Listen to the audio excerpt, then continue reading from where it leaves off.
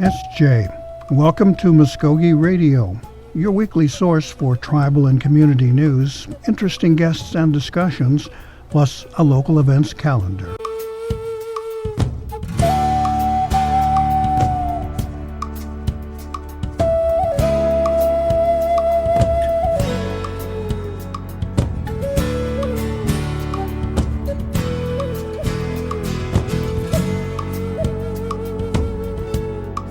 Stone Go, Gary Fife, Joe Jifkados. Darren DeLon, Joe Jifkados. Jason Salzman, Jeff Jifkados. All right, let's try that one again. Okay. Jason Salzman, Jeff Jifkados. Now, let's go back to the first one. Okay, welcome to Mvskoke Radio this week, this festival coming up, and we're all getting tense and crazy as we're getting assignments to cover it. Watching the weather, making sure that our Mvskoke marketing component is out there and having a good time. Today we're going to be sharing three things. Of course, most of you must be aware by now that the RiverSpirit Casino is opening up this week after surviving the 40 days and 40 nights of flood that we just had. And it did not end up on Mount Ararat, but it's still in Riverside Drive in Tulsa. We'll be sharing a bit of the press conference when they made their announcement. And secondly, our good buddy Darren DeLon here will be talking to a playwright. Her name is Carolyn Dunn. She's Mvskoke Creek, along with other tribes as well. And she is going to be in a play called Nichi Itas, is Ojibwe for it's Strong Women. Mm-hmm. So she'll be talking about that play that's going to be opening this weekend. Okay, and a Mvskoke up in Ojibwe country. Huh? Mm. Well, I've got an Ojibwe down here in Mvskoke country, you know. And, of course, our good buddy, former colleague, now turned administrative mouthpiece, Jason Salzman joining us here today. It's good to actually have you back here, boy. And that Ojibwe is a strong woman, too, right? Yes. Yeah, I thought so. Thank you for having me, guys. I'm so glad to be with you guys again. And, doing big things, festival. And like you said, everybody's sort of on edge and got a lot of stuff to do. And it's a busy time, but it's a fun time. And it's a reunion time, and it's a family time for Creek people, and a great time to welcome in our visitors, too. Okay, well, great. Well, we have an excerpt from the press conference. We'll go ahead and share that first, and then we'll be back with more of our program. So stay with us here on Mvskoke Radio.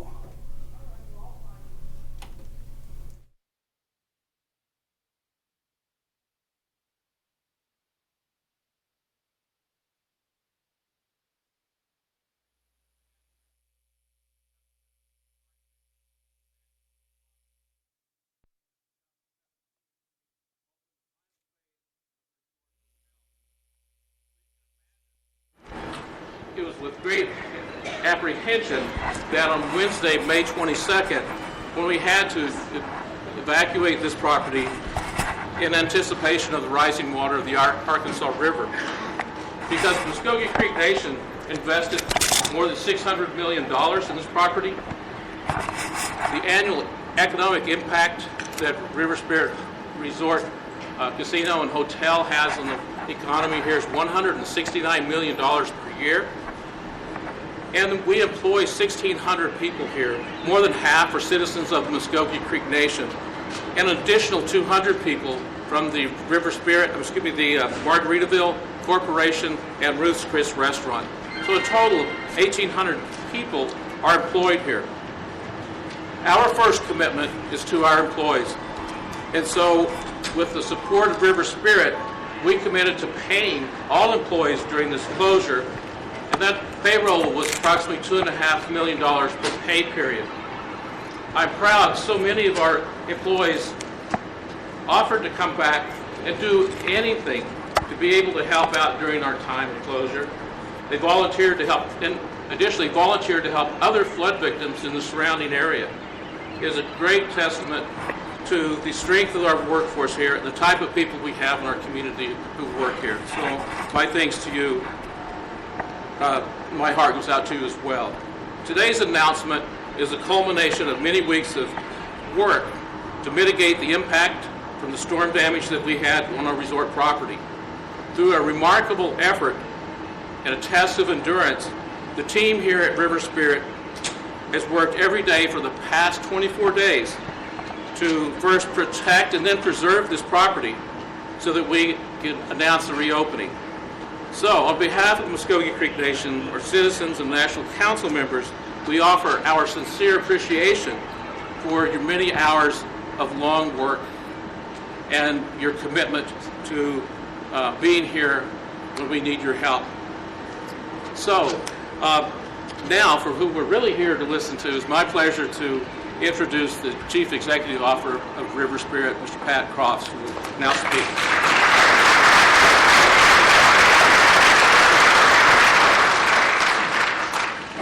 Thank you, Chief. Your leadership and the support and that with the National Council has been very critical during this time period. It's great to see all of you from the media again. We've had a lot of good times here. No margaritas today, but maybe in a week or so. But anyway, thank you for being here. Let's start with the most important thing we're here for.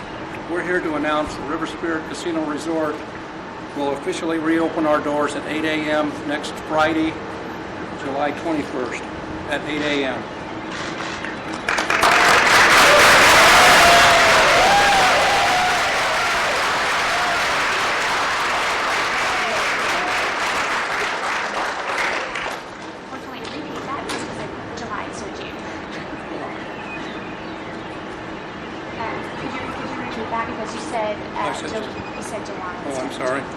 All right, I've been corrected.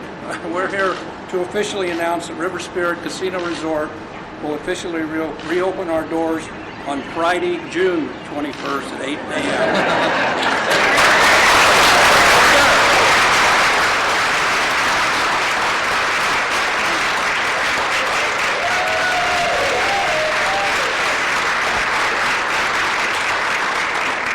I wondered why there wasn't immediate applause. There have been more than 400 restoration workers on site, working 3 shifts a day, 24 hours doing remediation to the property. You've probably all seen some videos, and they look terrible. But quite honestly, there was very little water got into the building. All of the damage was contained on the lower level of the facility, on our pool deck and down at the lower levels. Up at the level where we are here at the casino, the restaurants, the bars, water was 12 feet away from reaching any of this. So all the water was down in our lower levels, the support areas, as well as, unfortunately, our spa and health club and the pool deck. The facility was designed with a 100-year flood event in mind. We actually built 2 feet above the 100-year flood. Obviously, we experienced more than a 100-year flood event here in the last few weeks, and that's why we're here doing what we're doing now, is because of the severe flood event that occurred. We originally anticipated reopening at the end of June, but after evaluation and inspections, we're able to move that up and open a week and a half earlier than we originally thought we were going to be able to. Representatives from Wallace Engineering have been through since once the water receded. Representatives from Wallace Engineering came and they've inspected, done a structural inspection of the entire property. Their report is, the results of the report is that the building is as structurally sound today as it was the day we opened 2.5 years ago. So that's a good report. Like I said, there were, you probably all saw some fairly alarming and photoshopped images on social media that showed the building tilting, things like that. Well, they were all false. I guess they were funny to some people, but not to us. But we're very happy to report to you that the building is absolutely structural sound, as it was when we opened. We've also had civil inspections and passed all of those, so the building is in great shape. One of the reasons it is, and you might have read this before, but we're built, this building and the hotel was built on nearly 700 piers, concrete reinforced piers that went down over 100 feet down into the bedrock below us. So the building is not going anywhere. In addition to building on piers, we also had a 1-inch thick steel sheet pilings all around the building, from the hotel tower all down past the pool, that kept all of the side intact. So there was really no fear whatsoever that anything was going to happen to the site or the structure. So suffice it to say, there really was never any flood damage to the structure of the property. On May 22nd, as Chief mentioned, water from the Arkansas River began encroaching on the property, and it was necessary to proactively shut down our power supply, because the electrical vaults and all of our supply coming into the building is all underground. Prior to losing power, we unfortunately had to evacuate all of our hotel guests, casino guests, restaurant guests, and all of our great employees. It was a real tough decision. It was the right decision for the safety of our employees and our customers, but it was really a terrible thing to have to do, and see this property in total darkness for the last several weeks. Then the real work began. As you see all the machines around here, we have over 3,600 machines here. They all had to be shut down individually. All the money had to be counted and taken out of the building in armored cars and deposited in our banks. One of the very first things we did is, when you shut down the supply to a building this size, you have to protect the quality of the air. And so within 24 hours of shutting down, we had temporary air conditioning brought in, huge machines with generators, and we air conditioned and dehumidified the air throughout the entire facility, including up all 27 floors of the hotel tower. And the result was, when we came back and we did our testing, everything is good. There are no air quality issues. It was expensive, but it was the right thing to do, and it paid off. As I mentioned before, the areas impacted were all in the lower level. Also, our parking lots and parking structures got a lot of water and sediment, so we spent a lot of time. That's all been cleaned out and ready to go. And I mentioned before, the lower areas are the ones that need the remediation, and that remediation is still going on as we speak. Some of our hotel amenities, such as the spa, the salon, and the fitness center, they will have to reopen in phases, because they did have some water damage down in our lower level. And it will be a few weeks before they do open up. The next question I know you're all going to ask is, when is the pool going to open? I've heard a lot of people ask that. The answer to that is mid to late July, unfortunately. There's going to be a lot of cleanup. At this point in time, we can't empty the pool to clean it, because there's a chance of it popping right up out of the ground because of the high water table at this point in time. But we will get it open as quickly as we can, so everybody in town can come and enjoy it, because it's certainly one of the hot spots of the area. One other thing that we're doing now, and one of the reasons you see so many employees here, is because there was no damage up here on this level, in our hotel rooms, all the remediation is going on down in the lower levels. And we've brought a number of our employees back, and they're doing deep cleaning of all the casinos, the restaurants, the theater, and we're doing deep cleaning and touch-up in all the areas, including all 483 hotel rooms. We want it to be in pristine condition when we reopen next Friday morning. And today, we're busy bringing back the employees inside, as I just mentioned. We're repowering all the machines. I think most all of them are up now. If you got here earlier, you can see the dealers out practicing. And we're restocking the bars, restocking the restaurants, preparing for the opening next Friday, June 21st. Excuse me. Following today's announcement, the Resort Hotel is taking reservations for room nights beginning Friday, June 21st. And Ruth Chris Steakhouse is also taking dinner reservations beginning that night. The previously announced comedy show by Rodney Carrington will proceed as scheduled on Saturday, July 29th at 8 p.m. Some comic relief is needed here. We're trying to keep a sense of humor. Rodney Carrington is probably a a good person to do that, and it's really good that one of our homegrown people are here to help us celebrate this and give us some of the comic relief. Timing really couldn't be any better because we've all, not just us, I mean the entire community and the entire region, it's been a terrible last few weeks, and we're not trying to trivialize what's happened to all the people in the region, but we're just happy we're able to announce that we're reopening.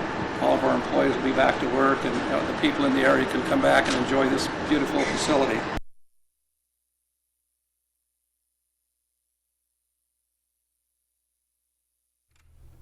Okay, that was Pat Crofts of the RiverSpirit Casino telling us there was no real damage there. We dodged the bullet there, and everything is looking pretty good. They'll be opening this Friday, except for the pool, and if you want to go swimming, it's awful brown water. It's like swimming in the Arkansas, and I don't think you want to do that right now. Okay, we'll be taking a short pause right here, and then we'll be back, and I'll turn it over to Darren, who will be speaking with Carolyn Dunn. Please stay with us here on Mvskoke Radio. I started doing it when I was 11. I wanted to be just like my big brother. And some of my friends were already doing it. We got hooked fast. I just can't get enough. I'm Jacob, and I'm addicted to playing the drums. There's lots of stuff that makes it cool to be Native. Doing meth isn't one of them. Find something better to do. Check out ncai.org. A message from the Partnership for a Drug-Free America and the National Congress of American Indians. Welcome back to Mvskoke Radio here on The Brew, 1240 AM, 106.3 FM. You know what, Darren, I think I'll turn it over to you and let you take it over right now. Thanks, Gary. We are going to be speaking with couple of people that are going to be dealing with a play this weekend called Nichi Itas. I hope I said that right. I hope I did not brutally tear that name apart, especially a title. But we're speaking to a fellow Mvskoke Creek native. Her name is Carolyn Dunn. Carolyn, you on the line? I am. I'm here. And you did say it right. Perfect. Thank goodness. You know how many times I've been trying to just say that word over and over and over just to make sure? I'm practicing. I know I can hear you. But we want to thank you today for being on the line with us and being able to talk about the play. Could you tell us a little bit about it, please? Well, and also, I have on the line the festival producers who wear many hats as well. But Sarah D'Angelo and Maya Taralba, so they're on the line with us too. And the play is, there they are. Is Nichi Itas, as you said, Darren, and it's about the story of 4 lifelong friends and how they repair their relationship because they've had a bit of a falling out, and they repair the relationship, and it's about them coming back together through a series of strange events. And I will just say there is jail time and police officers involved. Sounds about, I hate to say, but sounds kind of like normal. If that could happen before. Could you, who's the one that wrote this play? The playwright is Joe McDonald. Uh-huh. He's a First Nations Ojibwe Native woman from Manitoba. Oh, do you hear how I said my Canadian accent? Manitoba, Canada. Hey? Because we all have Canadian accents in the play. And so every time we get together now, the Canadian just comes out. Mm-hmm. And so, so anyway, so Joe, and she will be here. She's coming in tomorrow. And so she's excited. She's thrilled to be here. And she's had other plays produced in Canada, but I think this is her first play produced in the U.S. This is her first play, and she submitted Nichi Itas last year for the staged reading, and actually came down for that and was thrilled for the staged reading, and they're excited to come back down for the production. Okay, great to hear. Was that Maya or was that Sarah? That was Sarah. Okay, do me a favor, guys. Before one of y'all talk, just say your name so our listeners can know which one's which. So, okay. If you don't mind. But okay. So tell me about who Carolyn. Who will you be playing in this in this play? Okay, I play the character of Spencer Poole, and Spencer, hits a little close to home. She works for the federal government. She's got a bunch of educational titles after her name, and she has moved out away from the reserve, away from their home, to kind of get away from everybody. There was a big scandal involved, and she had to leave, and then suddenly the dam broke on the reserve and flooded out the reserve, and everybody moved to the city, so now everybody's back in her life. Mm-hmm. And so, she has to deal with a lot of painful memories as to why they all had their falling out. And so it's really difficult for her. So she's kind of the acerbic, the mean, kind of ornery one of the crew. I mean, they all are, but I think she's the most. So that hits a little close to home, being the most ornery of the crew, I think. I second that, too. I'll play it. And either one of y'all can answer this one, but Carolyn, you've been on both sides of I know you've been producer, I know you've been like narrator on stage readings, and you've been an actress on the plays as well. And I'm pretty sure Maya and Sarah have done that also. But what's it like being on both sides? I mean, is it tough to give direction, and is it tough to take direction as well? And either one of y'all can answer that question. Go ahead, Nietzsche. How about Maya? Because Maya is also in this play. She's also portrays one of the characters. So Maya, why don't you talk a bit?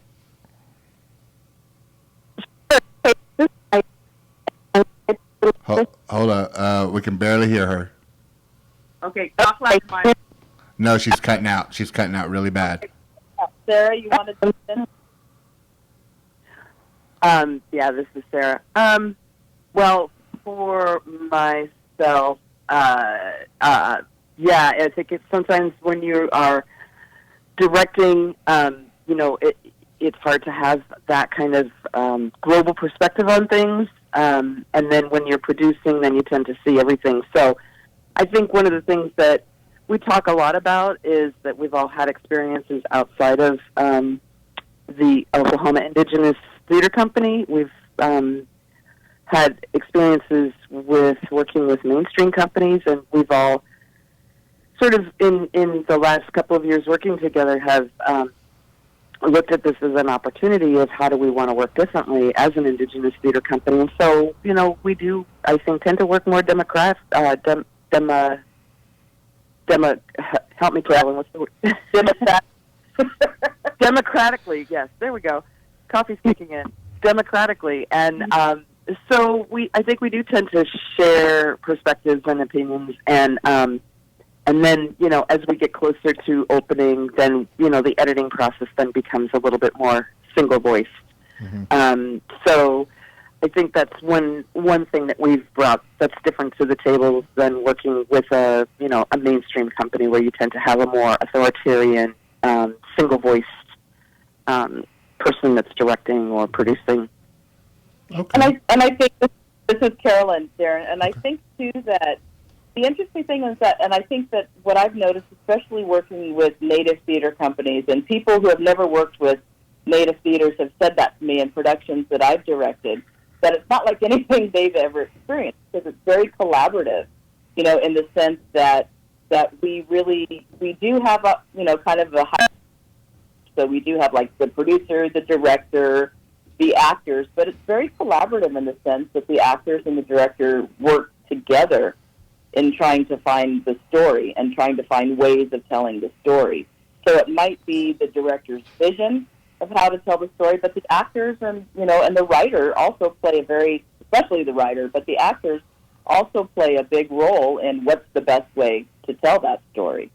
And so I think in this sense, our director for this production is Tiffany Tuggle, who is Cherokee and Choctaw. And, Tiffany has been very much of that, collaborative director in that we all work together to figure out the best way to do this.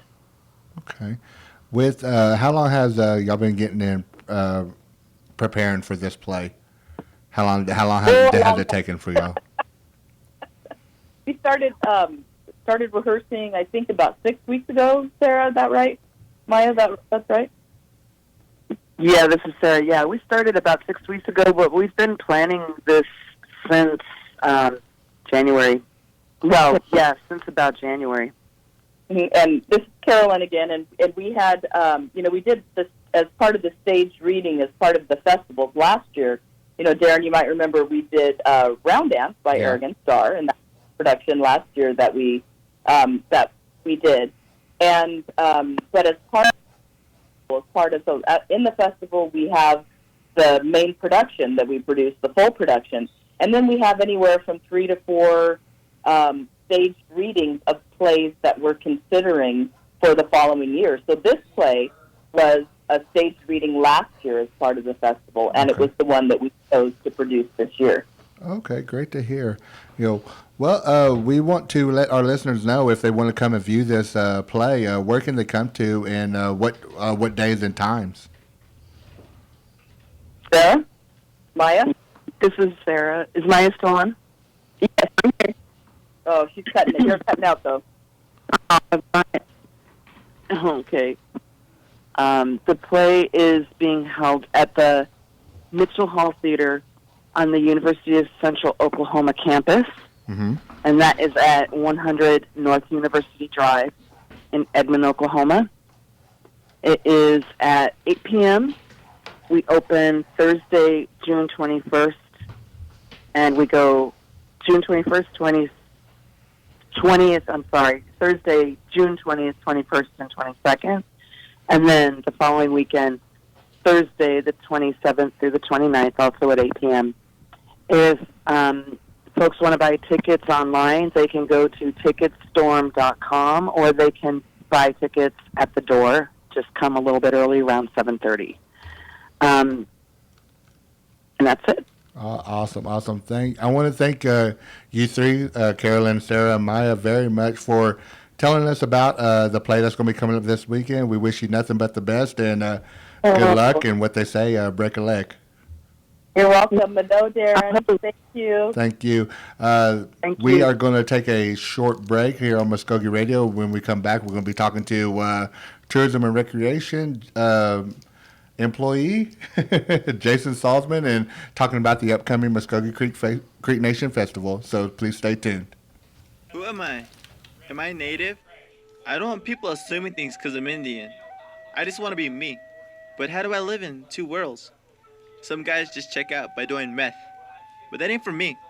Because I see my family, my friends, my drum making, my future. There are a lot of cool things about being who I am. And meth isn't one of them. Learn more at ncai.org. A message from the Partnership for a Drug-Free America and the National Congress of American Indians. Welcome back to Mvskoke Radio here on 1240 The Brew 106.3 FM, 1240 AM, here on a beautiful Okmulgee day. Now, we are happy to welcome back to our studios here in the mics former colleague, Jason Salzman, who is now the head of the Tourism and Recreation Division. Thanks for being here with us, Jason. Do you miss it?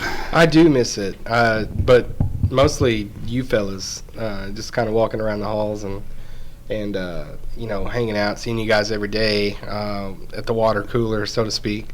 Chatting about the day's events, the day's happenings, and people out there don't know this. These guys are some good dudes, really, really good guys, foxhole type guys, I would say.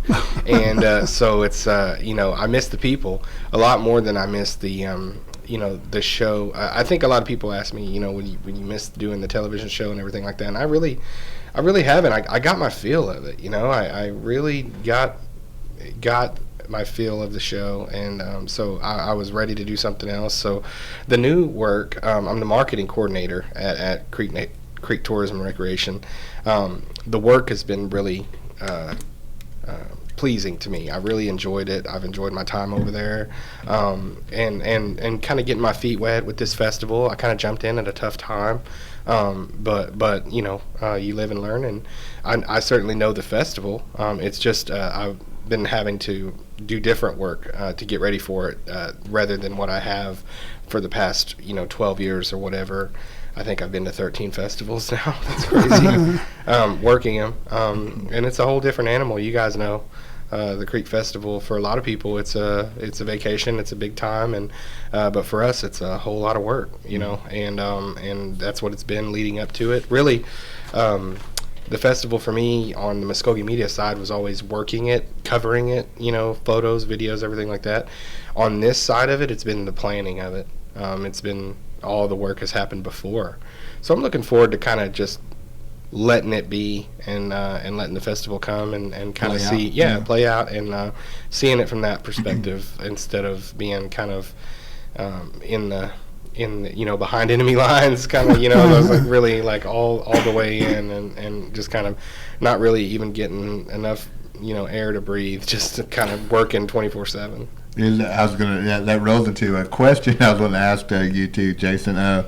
Well, are you looking at these festival of events? I mean, just these events that's going on during the festival, and are you thinking in your head, "Hey, I'm going to cover that. I think I got a good angle going right there." Yeah, that going through your head. Yeah, and but before we would cover things, and it would be, well, we got to go get this event. We got to go get this event. And there was rarely time to just kind of take it in, or even to be creative.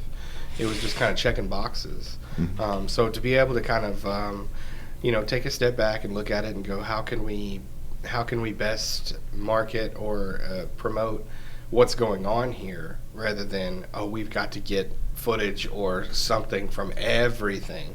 That's been nice to be able to kind of cut off some of that, the enormity of it, and just get kind of to a more a centralized, almost focused part of it. So we noticed that the tribe's approach to the festival is somewhat different. Yeah. I guess you've been working with PR about advertising. We've seen the commercial and things like that. But in past years, the administration had like press conferences for announcing the talent, and you've gone a different path this year. Yeah. The entertainment this year was certainly, we can't get away from it. It was different. We just announced the Saturday Act this last week.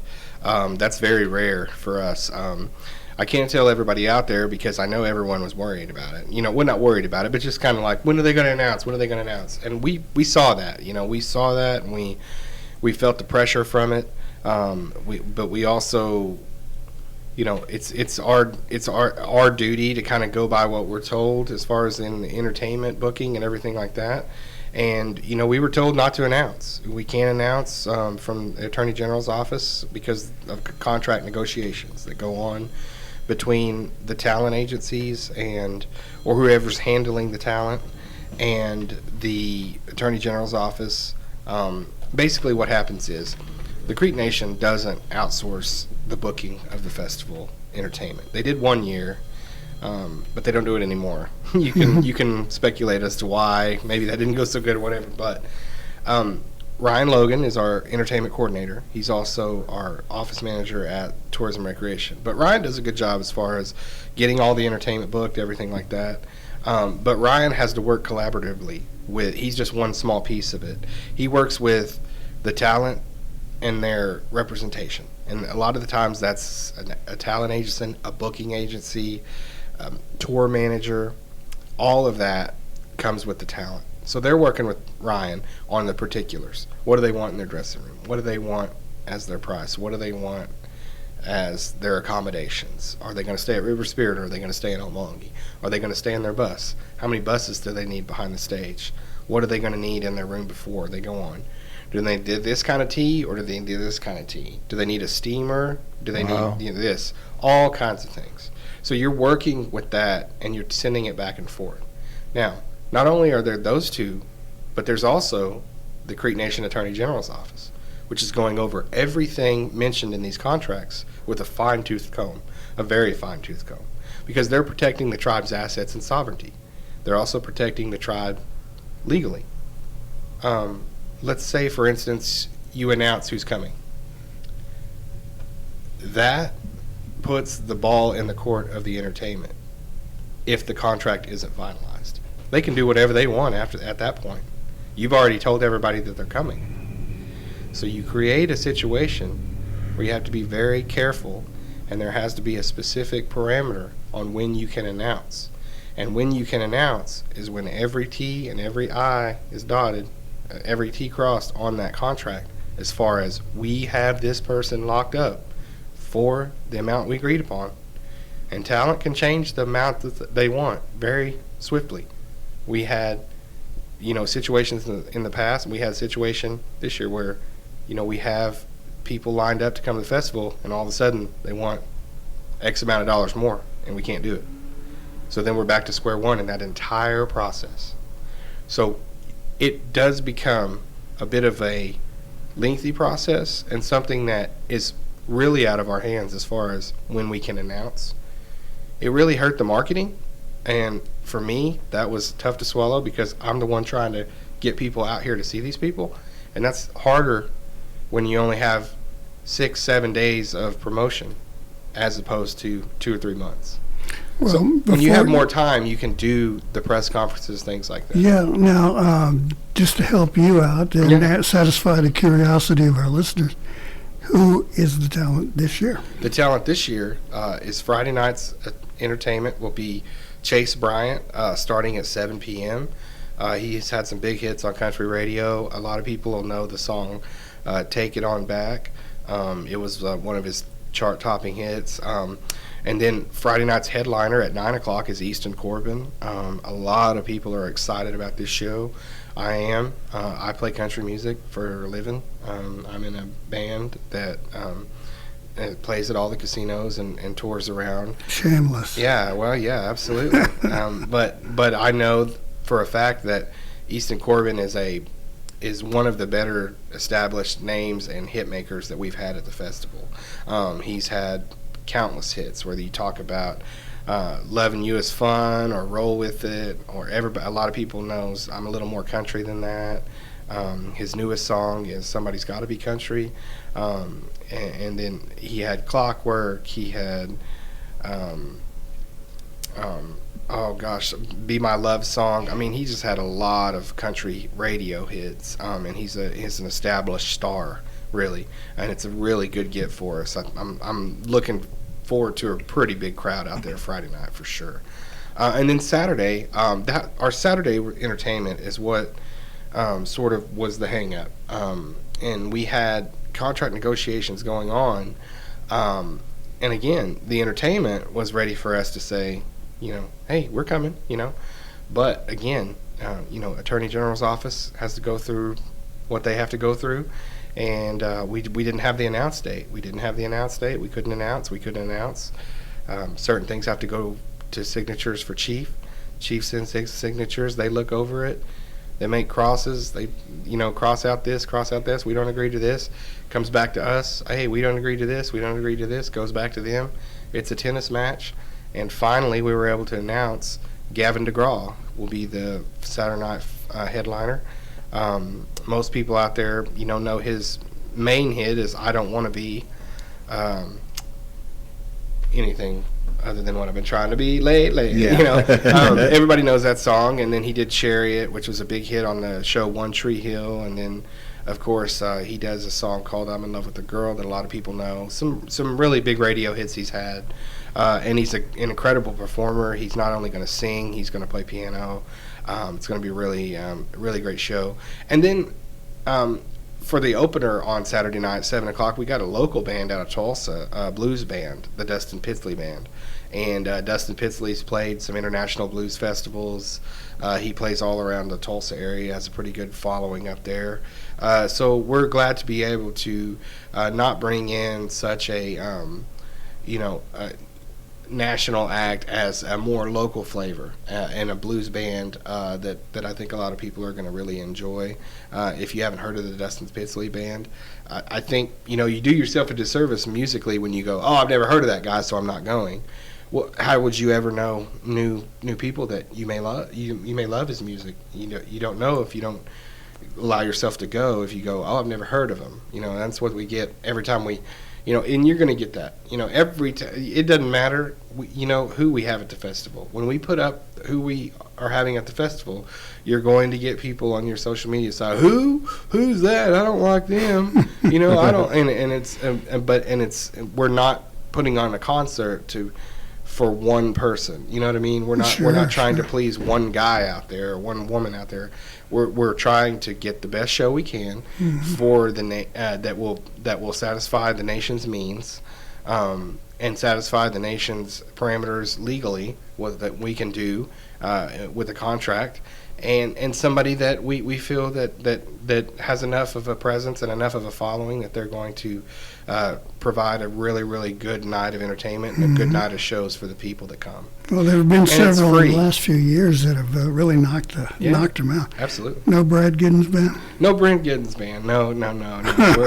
But I will say, and as RiverSpirit just opened, we had 2 of our gigs there at RiverSpirit that were canceled because of the flooding.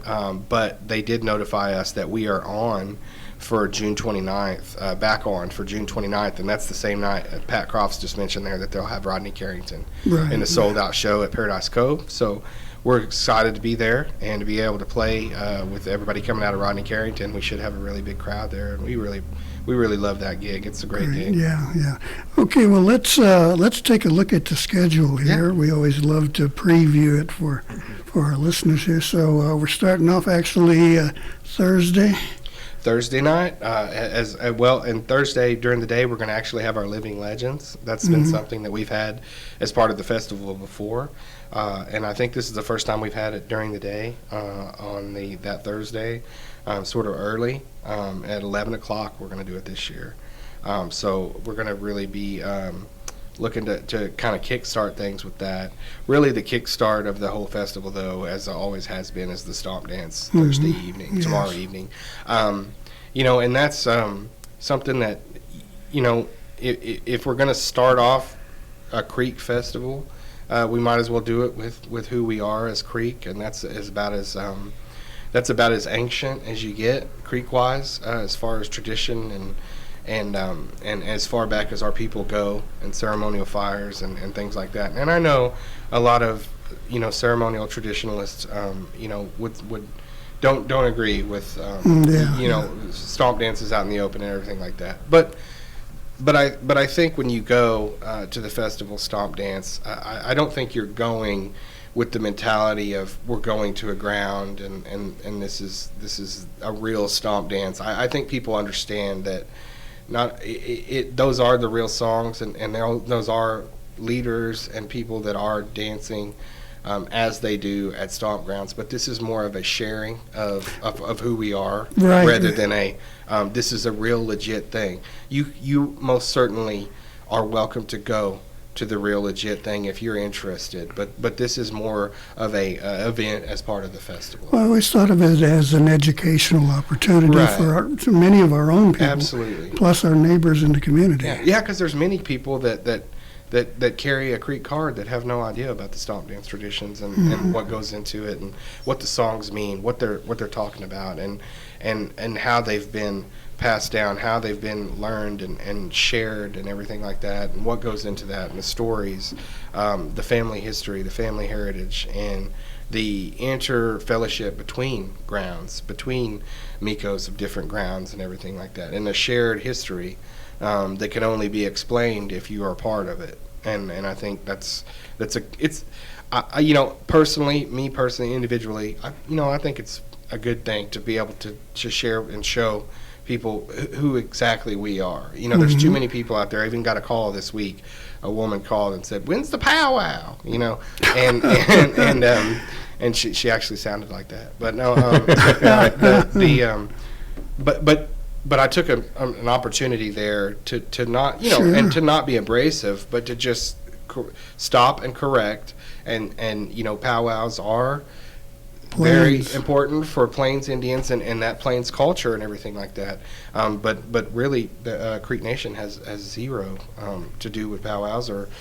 We certainly go and enjoy them and everything like that. But it's not part of our custom. And so she was, it was great because she was enlightened. She, Good. Well, that's really wonderful. I didn't, and I thought, well, there's one. You know what I mean? And so you kind of, just one by one, if you get that opportunity, that's education, like you said. Okay, moving on. Friday. Now, we had, in the past couple of years, have done a remote broadcast of this show. Yes. But we're foregoing that this year. You're not going to do the broadcast? Yeah, that's why we're here. Yeah, that's true. Yeah, right. We thought we would give a little forward promotion there. And, I think we had kind of high-centered ourselves there. We had done so much with it that there really wasn't a whole lot that we could come up with other than tell Frybread jokes. Yeah, well, and that was, I always enjoyed coming over and in the midst of work and, kind of stopping for a little bit of the radio show. And I thought it was a good idea, but I understand where you're coming from there as far as the high center. You kind of do it a few times and, what's the draw anymore? Really you can promote and send it forward, and you guys got plenty of work to do. It's not like, that was kind of tough. I mean, I understand the first year this is an idea, this is a good thing here. The second year it becomes more of a, oh man, we really don't have time for this, but let's go ahead and do it. So no, definitely. But we kick off that Friday right off the bat, 8 a.m. The Junior Olympics is going off out here at Almagee High School at the football field. And the senior activities are happening at 8 too. The rodeo slack gets going at Bob Arrington Arena. So there'll be some rodeo action going on all day on Friday if you want to come out. Traditional skills kick off 10 o'clock. That'll be over on the south lawn at the complex there, right off the highway. You can check it out. And the traditional skills is really neat. You can go shoot the bows, learn about the bows, learn about Mike Berryhill if you want to. Somebody that really, dedicated, especially the latter stages of his life, to really education and sharing of the bow making and that part of our culture.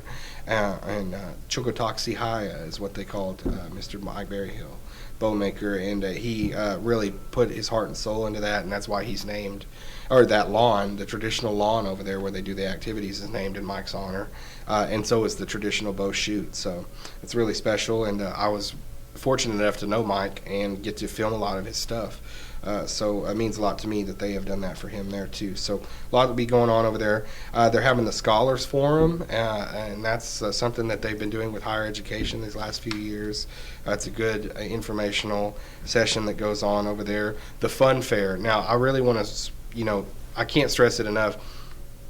For outside visitors, this is probably the biggest draw of the festival. It really is, because we're always looking for something to do for the kids. They've got every ride. It's basically a carnival, and it costs absolutely nothing. I mean, it's free. You can't find that anywhere. You cannot find that anywhere, wherever you go. So please, if you're listening, tell anybody you know that has kids that, you're looking to do something for the weekend. Bring them to the festival. They can stand in line all they want, ride as many rides as they want, absolutely free. You don't need a wristband. You don't need anything. It's all free. Everything's free to get in. Everything's free to attend. And it's free to ride, and it's free to watch the concert, so please come on. Now, normally in past years there's been a high stress on security and the safety of these children. Sure. So they're going to do the wristband, the connection ID thing again? Yeah, that we'll be doing that again. That we've been fortunate enough to only have a couple of incidents in the last few years, but those incidents, because of the Light Horse and presence, and the presence of outside security as well, working in conjunction. We've got the Eye in the Sky, the big observation tower there. Those children that do sort of get, lost or anything like that have been found quickly and returned quickly. And we've got Mvskoke Media on it too as well, giving alerts of the festival, covering the festival. They are working in conjunction with Light Horse on any alerts that need to go out. I think last year a big help was all of the different agencies working together, putting the word out, and they were found quickly. So that's something that we really want to stress. There's been a great, not only emphasis on security the last few years, but a bump up in security, and as far as seeing its effect that it's had on the festival. You're not seeing any fights out at the festival. You're not seeing any big dust ups or anything like that.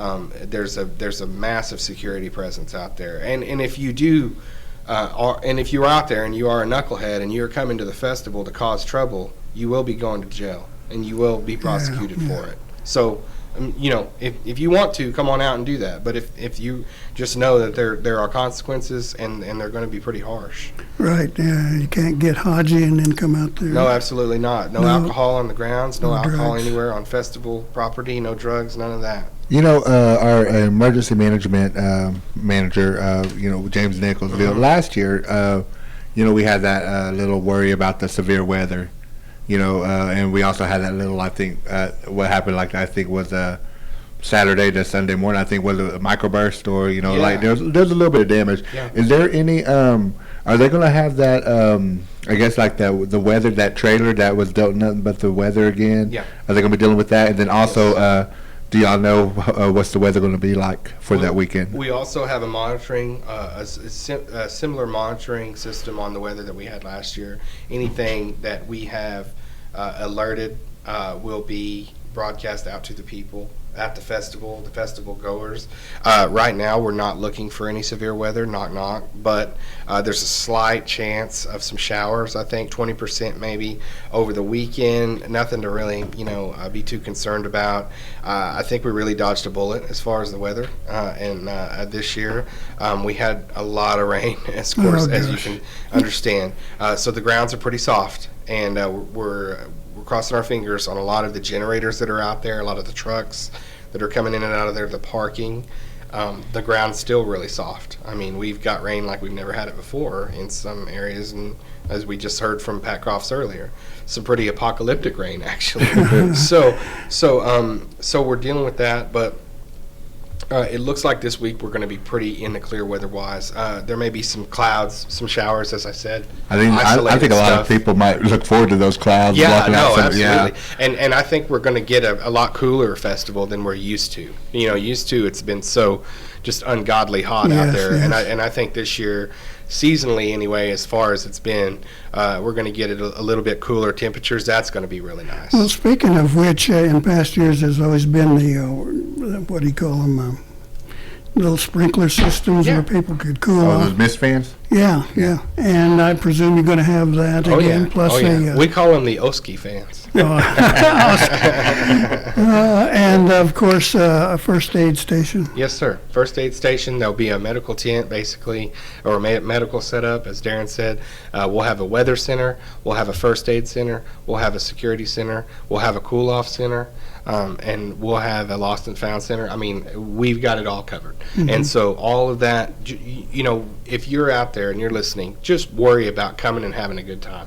And if anything comes up, we'll take care of it because we got it all in place. And that's our main thing, is to be able to present something worry-free and cost-free. Just bring the family, come on, and just celebrate with us. I mean, 45 years of this thing that just started out as an all-Indian rodeo. Well, and speaking of which, the rodeo has always been such a huge part of this festival. So when does that take place and what happens there? The rodeo kicks off Friday night at 7, and that's also at the Bob Arrington Arena. 7 o'clock, and the INFR, it's the second largest all-Indian rodeo in the country, and it's right here in Altmogi. And we've got cowboys from New Mexico, Arizona. I know you know this, Gary. Cowboy and rodeo culture amongst Indians out in New Mexico is really big. It really is.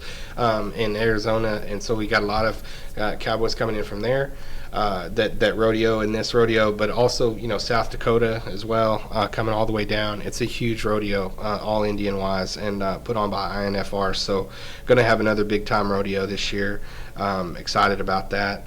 And then live entertainment will be going on right there Friday night. As I said, 7 and 9. You got your fast pitch going on, fast pitch softball over at the fields. You can listen to the music while you're over there at the fields. You can certainly hear it. That's what I love about the Claude Cox Omniplex, is the festival's kind of all right there. Mm-hmm. So whether you're over there watching fast pitch or watching the rodeo, you can hear the music. You can listen to Easton Corbin while you're watching the steer wrestling. It's wonderful. That's what I like too. Is like when the contestants are done. I mean, you'll see a lot of them just migrate over to the amphitheater. Absolutely, absolutely. Because, like I said, the rodeo crowd is really going to be drawn to that Friday night, which is country night, and so it's going to be, and I'm telling you, I'm not just saying this. Easton Corbin, it's a big draw for us, and so it's going to be a big night, and it's going to be a really good show, and I think a lot of people will be out, and then we pick right back up Saturday. Your arts and crafts vendors, they're all out there all the weekend. You can go by and see them. Informational booths, some of the sponsors that we have for the festival. And I'd like to mention some of those sponsors. We really want to thank one of our major sponsors, our two major sponsors, the City of Okmulgee and Creek Nation Casinos. They're both our two top sponsors, and they really kicked in for us this year to be a big part of it and be able to provide this to the City of Okmulgee. So I want to thank City of Okmulgee and MCN Casinos. Also, a big sponsor for us is McCoy's. They've kicked in a lot. Also, OSUIT, CP Kelco, Janderbers Motorsports Park, Harlan Ford, First Family Credit Union, Neal's Furniture, the East Central Electric Cooperative. So it's just a handful of our sponsors that have really worked together with us to really put on a great show. They're so important now. Sorry, Gary, if you have something. I just want something real quick. All our festivals this year gets bigger and bigger and bigger. With one of the things that a lot of the people that come out for is the parking. Mm-hmm. Will there be any certain spots that might be closed? Might be no. Parking's going to be like it's been the last few years. We actually outsourced that to the school, Okmulgee School. They have I believe one of their sports teams. I mean, maybe baseball, football, I don't know, that come over and help us with parking. It'll be where it usually is. We're not going to have to be in the field, thankfully, because there's a lot of rain out there. So the parking will be if you've been to the festival the last few years, it'll be similar. If not, just come through and be guided to where you need to go, to where you're going to park. And also, I want to say the shuttle. I think a lot of people need to be pushed towards the shuttle, because that shuttle is taking them from the complex where there's a lot of parking, a lot of extra parking. They bring you over to the festival grounds. They bring you back over to the complex when everything is done. And I think this year, Chief Floyd has really been adamant about the shuttle, that you are not to leave until the last car is, the last car is gone. I think we've had some problems in the past, maybe where the transit or the shuttles, shuttered down at a certain point and went to the house, and then we still had people over there that needed to get back. So really a strong push to make sure that everybody that rides the shuttle has a ride to the Omniplex and back to the complex when they're done coming to the festival. And I wanted to mention a couple more sponsors. We had GCG, VGT, our gaming vendors, and also from Edward Jones here in town, Mr. James Allred, who was also the tribal construction manager. He does a great job over at Edward Jones now, and he was so gracious to be a sponsor this year as well. Okay, one thing we want to squeeze in here is I'm staring out the window, the parade. The parade. One of the biggest events in town. 76 trombones, Gary, are going to come through. No, we're Sound excited. like Chicago. Yeah. Baby, please don't go. Hey. The parade will be happening. The parade will be happening Saturday, 10 a.m. through downtown Okmulgee. Come see all your favorite national council candidates. No, I'm just kidding. No, it's going to be great. There's a big parade every year. We get all kinds of people coming through. I think the Grand Marshal this year is going to be the Youth Council, actually. Yeah. Chief picked them to basically put them out front, so they're going to be there. And so we're excited about that. And then all through Saturday, all of your same events going on. Rodeo Slack, Fast Pitch Tournament happening, the Indian Car Contest. Oh, that's Gary, great. You got a beater you want to put in that, or no? Yeah, well, I should have entered my lawnmower. Yeah, there you go. That'd be awesome. Just come up there in the lawnmower. The bow shoot will happen again. The Creek hymns and the gospel singing at 6:30. The rodeo again at 7, and then of course Gavin DeGraw and the Dustin Pitsley band. Gavin DeGraw goes on at 9, and then fireworks both nights after the entertainment. So we're really excited. It's going to be a great show. Sound like you are going to be tired. Yeah, I'm going to be pretty tired, but so are we. Yeah. No. Yeah, I was going to say, look at yourself in the mirror when you say that, bud. You're going to be working too. That's why we have the following Monday off. Yeah. Okay, well, we hope we have informed you here about the upcoming festival and hope to see a lot of you folks. Remember that it's all free there except for the stuff you got to buy, like food and arts and crafts and things. Oh, but, man. yeah, it's good. All right, let me get out of here. Let's see, where are we now? It's about time to punch this up, I think. Here we go.